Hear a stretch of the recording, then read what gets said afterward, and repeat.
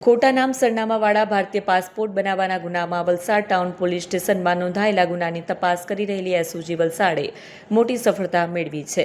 20 એપ્રિલના રોજ પ્રજ્ઞેશ ઉર્ફે ટાલુ અને ભાવિકે ખોટા જન્મ પ્રમાણપત્ર, આધાર કાર્ડ અને પાન કાર્ડના આધારે સુરત પાસપોર્ટ ઓફિસમાં પોતાના ભારતીય પાસપોર્ટ મેળવવાની પ્રક્રિયા શરૂ કરી હતી।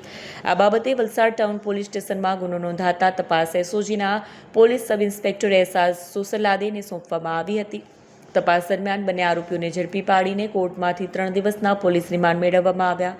ઘડનાર મુખ્ય સૂત્રધાર ઝડપાયો। ગુનાના મુખ્ય સૂત્રધાર આરોપી જીતેન્દ્ર ઉર્ફે જીતુને 28 એપ્રિલે ધરપકડ કરી તેની સઘન પૂછપરછ કરવામાં આવી।